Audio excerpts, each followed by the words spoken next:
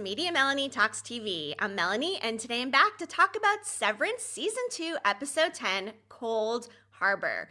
Yes, this is the season finale, and we're probably not going to have Severance on our screens again for quite some time, especially given how long it took between Season 1 and Season 2, although there were the extraneous circumstances of the strikes. But given the high production value and the time and money that they put into the show, I'm thinking at least 2 years. So we're going to have to be a little bit patient. In the meantime, though, we can start to unwrap and unravel some of the happenings from this episode. Before we get more into it, though, please go ahead, like this video, and hit that subscribe button, especially if you like videos like this where I talk about TV shows.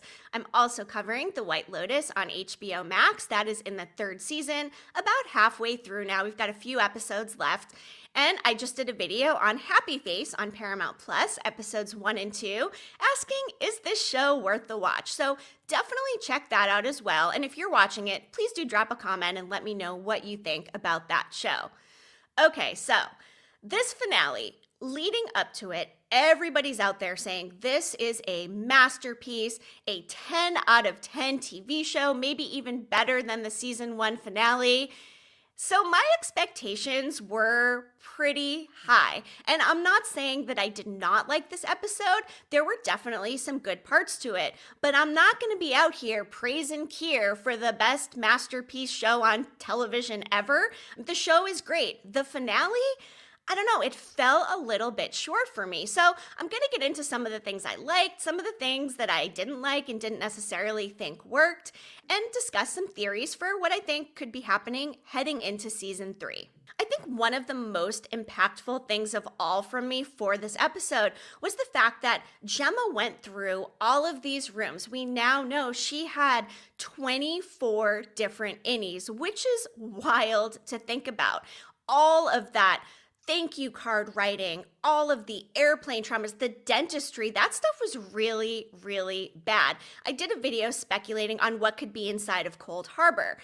I, at first, was a little bit let down to see the crib, but I think the more that I sat with it, the simplicity of all that in trying to make sure these barriers held up for the loss of their child and the inability to carry a child, is actually pretty hard hitting. So she didn't remember it. Obviously, the procedure worked, but I guess I was expecting something different from Cold Harbor. They had asked her the questions before about would you rather drown or suffocate. I was thinking it would go into a car accident and they would be simulating her death in some way, and that is how they would kill her. But full circle, the worst trauma of all was Gemma watching her husband, who she is not even aware is severed, take off with Helly. And I'm thinking that Gemma must know who Helena Egan is, given she's a public figure. And Lumon had told her before that her husband remarried and had a child. So the fact she's watching with her own eyes Mark, who she doesn't realize is an innie, taking off and backing away slowly and choosing this other person over her after he just went through everything to rescue her. I mean, is that the worst of all than any of these rooms, even the crib? I kind of think so. And I'm wondering what happens if and when they let Gemma actually leave the building. First of all, are they going to let her leave? And how did Mark even get away with this? How is there not more security? I mean, they were able to lock Milchick up fine, and Drummond was in this secret room doing the goat sacrifice. But do we really think that A, they would have let Mark do this, and B, that Mark really had a fighting chance against Drummond, even with Lorne, the goat woman in the nurturables department? I don't know. Some of that felt a little bit to me, but there were some positives as well. Starting with the beginning of this episode, Cobell seemingly really did want to help, and she finally unveiled to Mark that the file he's working on, this Cold Harbor, was actually the numbers for Gemma, for his wife, and explained what the process was. So we finally got actual confirmation on what MDR was refining, and the numbers are essentially Gemma. Then we had the conversation between Innie Mark and Outie Mark, and I just want to shout out Adam Scott for playing both of these roles, and yes, it is the same person, but the slight variances in his inflections, the way he delivered the innie Mark and the outie Mark part of it all. And as soon as outie Mark said, oh yeah, you have a love interest down there. What's her name? Helly. When he didn't get that right, I think that was the real triggering factor for any Mark to be like, wait a minute, why am I trusting this guy? Who's to say he will actually go through the reintegration? And also, I thought it was a callback to the Chinese food restaurant when Helena came in, talked to outie Mark, and got Gemma's name wrong. I believe she called her Hannah. It was very clearly triggering in both cases for Mark in two different circumstances. So I thought that was really interesting, but I appreciated this back and forth of himself. I think that type of dialogue and the way they presented it was really interesting. So it also really set the table for what would eventually happen down there on the severed floor and the decision that any Mark would make. He did decide to still go and save Gemma. Helly even offered to help him. I mean, gosh, her dad was just down there saying, I don't love my daughter. And, Helly's like, oh yeah, you must be a really good dad. So they did the right thing. They got Gemma out there, but ultimately, any Mark made the decision that was right for any Mark. And another thing I found kind of interesting was when Dr. Maurer said, you'll kill them all. What do we think that meant? Do we think that he meant you're going to kill all of Gemma's innies? You're going to kill all of the innies in general within Lumon, all of the people who are severed, including apparently this new department, choreography and merriment. Who knew there was a marching band down there, and how did nobody hear them practicing all of this time? But they did the right thing. Dylan even came back, and I thought that was really interesting too. The way that his innie and outie were kind of able to reconcile the fact that yes, they are the same person. I think his outie maybe was awakened a little bit, realizing, hey, there are still parts of me somewhere that Gretchen does love. And both innie and outie Dylan love Gretchen. So perhaps all of this, and then Dylan coming back and fighting with the rest of the innies, will allow Dylan and Gretchen to maybe, come back together. And maybe this is a silver lining of the severance procedure. Whereas in some cases, obviously, like with Mark and Gemma right now, definitely not any kind of happy ending. Which brings me to the next question of what actually will happen to Mark and Helly and Gemma moving forward.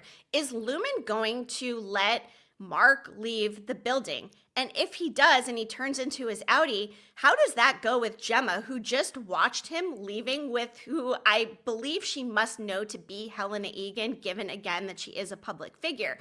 How does that play out? I think Lumon planted the seed in her that Mark is already with somebody else. So if this narrative tracks for her, it's going to be pretty difficult for these two to come together. Mark's going to have to explain, hey, I got severed because of all this stuff that happened. And does Gemma know that they faked a car accident? I mean, when are they going to have this conversation? Again, this is even assuming they let Mark out of the building. My next question is it possible that Mark, who's now the most important person in history, is going to become the next Gemma or test subject? What is the next step? Are they going to completely kill all of these innies or not? And hey, speaking of the testing floor, something that is still very unresolved for me is the fact that how did Irving have these visions and see these dreams of the long hallway, the testing floor elevator? Was he on the testing floor? I kind of don't think so, because if he was and they seemingly kill this person and then have this sacrificial goat leading them into whatever the next phase of their afterlife or whatever is, I mean, what was he doing down there? Did he work down there and then they transferred him up to the severed floor? Will we ever find out? Will we see Irving again? What happened on that train ride? Is there some sort of maker that's going to meet him at his destination and take him out? I mean, what is the deal? I don't know, but it's just still not sitting well with me about the fact that Irving knew all of this. And maybe it was just a device where, I don't know, somehow he did venture out there, he knew, and he needed to leave the directions behind that poster so that they could navigate there at some point. I don't know. I would love if you drop your thoughts in the comments regarding Irving. And if you did watch my last video, you may have noticed I believe that Helena could have been the other person on the end of that phone for Irving, and that Irving could actually be working with Helena on the outside. And if that's the fact, then that opens up a whole new door as well as to what could transpire between Outie Mark and Outie Helena now that they have clearly chosen each other in this really twisted type of innie love story down there on the severed floor. All right, some other positives. At first, when I saw this Kier animatronic, I'm like, what is actually going on here? I think that interaction between him and Milchick was giving pure comedy. I mean, the fact that there was this passive aggressiveness between them, Milchick calls him out on the fact that his animatronic is actually 5 inches taller than he was in real life. And can we talk about Milchick's dance moves? Are you even kidding me? I mean, the Defiant Jazz from season 1 was just absolutely incredible. His character as a whole, incredible. And I hope Tremel Tillman gets all of the recognition and is in more shows after this and he comes back for more Severance. Unless they get rid of him, of course, because let's face it, he allowed for all of this stuff to happen right under his nose with Helly being the distraction. But the dance moves with the marching band, the choreography and merriment of it all, I could watch him dance literally all day long. Was it absurd? Was it one of the most absurd things that they've done? I mean, super over the top. This is like 10 steps above a waffle party, which we did also see the waffle pop-up card when Mark completed the file and became the most important person in history, also represented on that painting. Now, I didn't love the painting. I thought it was so just literal with like every single person involved there. And I guess, yes, it is a historical event and all of that. And he is depicted in this very Christ-like manner in front of his computer and, you know, all of this. But I don't know, some of the other paintings just felt more impactful to me. Something just too literal about it. I don't know. I didn't even need to see a painting of it all in the first place, but, you know, it is what it is. But some of these things that I just really didn't like I mentioned, the whole Drummond thing. Do we really think he would have been killed under these circumstances? I think it was clever the way they did it with the gun when Mark was just getting severed and inadvertently ended up killing him. I liked that Lorne was stepping up, but I don't know if I believe that that character would have done these things. And it seems like she was probably upset because all of these goats are getting sacrificed, and who knows how many others there have been, all of the failed people and test subjects before. So was it just the sad goatiness of it all that really triggered her and inspired her to help Mark? This was pretty violent too, by the way. And then eventually we get all of this red lighting, which can symbolize one of two things. It can symbolize all of the violence that's going on and how desperate of a situation this is, which could be impacting this most historical day in Lumon history.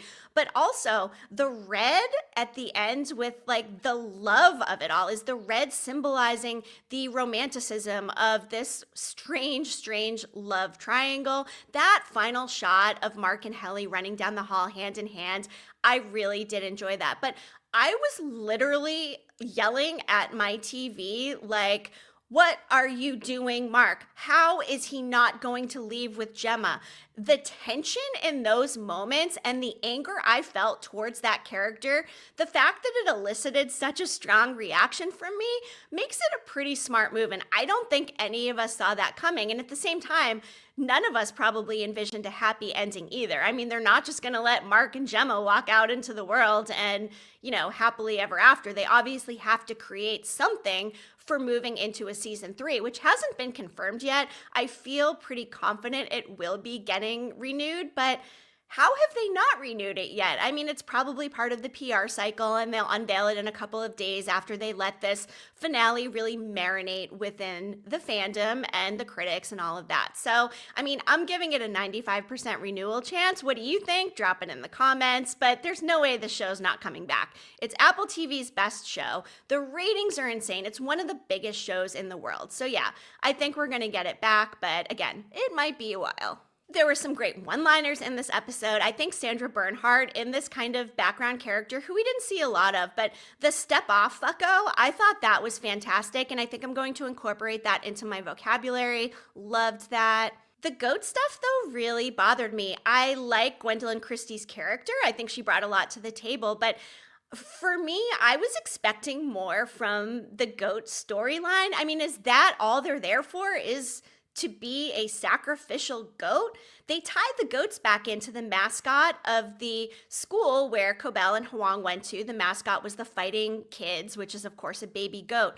But they have this literal whole goat department, people who live in the mammalian nurturable area and like never leave Lumon. That's the point. I guess I just thought it would tie more into the overarching themes of fertility, and maybe the goats were more of a test subject. But to justify having an indoor grassy knoll filled with goats that you're just going to kill, really? I don't know. I mean, did anybody else feel a little bit let down by that, or is it just me? So the conversation between Mark and Helly as he was finishing that file, I actually really enjoyed that. There was just something so touching about that. When Mark says, I want to live with you, and Helly says, but I'm her, in terms of being Helena Egan, one of the bad guys in charge of this whole operation. I loved that Helly as a character was supporting this man that she loves. And yes, it is a true love story. And I understand why Innie Mark chose Helly. And again, he did the right thing by saving Gemma, and Helly helped with that process. Dylan helped with that process. But I just don't understand what is going to actually come next. We have Jaime Egan sitting down there somewhere watching all of this unfold. And again, aren't there these watchers that are watching them? Like, how are they allowing Mark to even get as far as he did? That is, I think, one of my biggest problems with it overall. But seriously, like, what is next for Mark and Helly and Gemma? What do you guys think?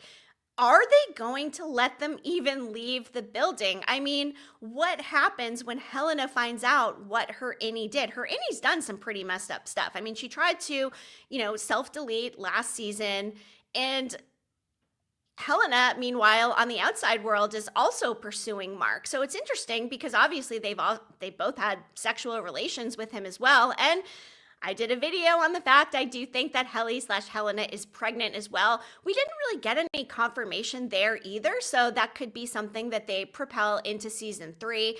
I am just still convinced from that Chinese food conversation when Helena said she's going to bring Mark home to her dad, and he'd be the first one. Why else would she be bringing him home if he was not there to be helping procreate the next generation of Egans? And have they been waiting for Mark this whole time? Like, he is some sort of messiah.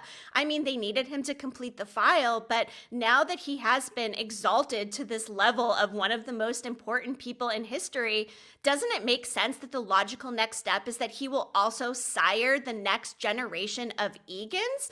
And another thing that's interesting with that is James said he never saw Keir in Helena, but he sees her in Helly. Could they potentially reverse sever Helly to make Helly the Helena, the leader of Lumon, on the outside? That seems pretty wild and maybe unlikely because she's not docile enough like Helena is. I mean, Helena acts like she's a very cold, very calculated, strategic person lacking emotions. Helly is the complete opposite. And it's interesting because there have been theories out there that James could have potentially severed his daughter Helly at a very young age, and the Helly that we see down on the severed floor is actually the original Helly, James' daughter, right? But Helena was created to be the more docile version to lead Lumon, and there could be some potential plot holes there, but I did tweet about this or post about it on X if we must get the platform name correct here. So I'm going to go ahead, I'm going to reshare that because there is this person that did an entire thread on it, and it's pretty compelling stuff. So could that be something where they maybe trade places? I mean, it's possible. And my next question, what is next for Harmony Cobell? I was kind of on the fence of whether or not she was actually on the side of Mark and Devin, really trying to help. And it does seem like it. I mean, she invented the entire severance procedure, but is her role here done? Has her story been told? What is next? Like, let's say Mark does get out. Is he going to go back to Cobell and Devin? And what are they going to do? I highly doubt that Mark would complete the reintegration unless there is more of the back and forth between the two of them. But obviously, there's no way in the world that Mark will ever be able to get back to those birthing cabins after everything that happened. I mean, everyone's going to be on the lookout for him. Again, even assuming they let the man leave the building, how are they going to do that after every single thing that's happened? They don't know that he started the reintegration, and it still hasn't fully taken either. So even if he does not finish pursuing it, enough of it has not been completed for him to be able to really retain the memories of both. And with Mark feeling so strongly about the fact that his Audi was probably tricking him, and that very triggering Heleny mistakenness of getting the name right, I mean, I don't know. It's like a battle of the literal souls and egos. Imagine having two different people living within you. I mean, the concept as a whole is wild. Overall, I mean, the episode was okay. Do I think this is a perfect masterpiece, 10 out of 10 finale that's better than season 1? No. It was a good episode, maybe one of my favorites of the season, but certainly not above the Ortbo situation or Chakai Bardo, which I both absolutely loved. I did feel a little bit let down. I've got one of my best friends in town, and we were watching it together, and we both kind of looked at each other when it was over and are like, really? That's it? I mean, and it was an hour and 15 minutes. We even got 76 full minutes. We got some extra severance. And I don't know, for me, it was okay. I do think that there are some threads that were definitely left hanging, and I do wonder if we will ever get closure, specifically on the Irving stuff. Could Helly/Helena actually be pregnant and, siring the next Egan is going to be a big focus for season 3? Potentially. What's next for Mark and Gemma? Who was Irving working with on the outside, and will that come back? I keep coming back to Irving. I don't like the fact that that could have been the very last we saw of John Turturro on the show, and I do hope that we get some sort of closure with that, although it did also kind of feel like that might be the closure that they are giving us. I'm not sure. But what is next for Lumon now? I mean, what is the next step? And the fact that Gemma is now out of there. Is Cold Harbor technically complete because she didn't finish disassembling the crib? They did confirm that the barriers held up, and she's essentially now 24 different people. And they were going to kill her, right? So why even kill her? Is it just in the name of sacrifice, in the name of Kier? Why would they not then leverage that in some way for this multinational evil corporation and use it to their benefit? Would it be they have to kill her because they actually have to physically remove the severance chip from her head to use that as a prototype in order to replicate this technology among other people and test subjects?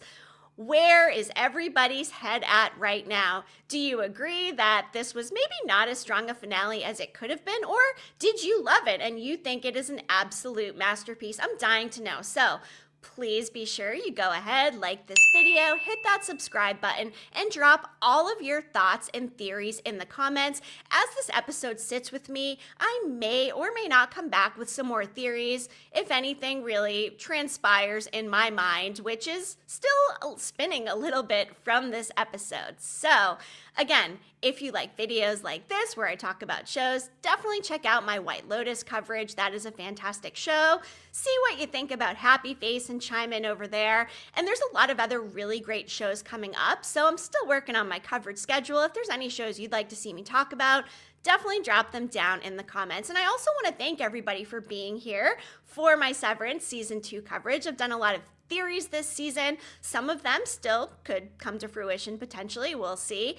But thank you for being here. It's so much fun talking about these complex TV shows that really give us the mystery and all the discussion points, and the fact that somebody can actually come up with a concept like this. For anybody out there who says that TV is not an art and it just rots your brain, I beg to differ. I think it's one of the most compelling mediums of storytelling in our culture. To be able to come up with a concept that is so wild like this and execute it in such a beautiful and brilliant way, even if every single thing isn't pure perfection, that's okay. Rarely nothing is, but the show is fantastic as a whole. There were some parts I didn't love about the finale, as I mentioned, but again, television is such an art form and I love talking about it. So thank you again for being here. I'll be back again soon. Media Melanie, clicking off.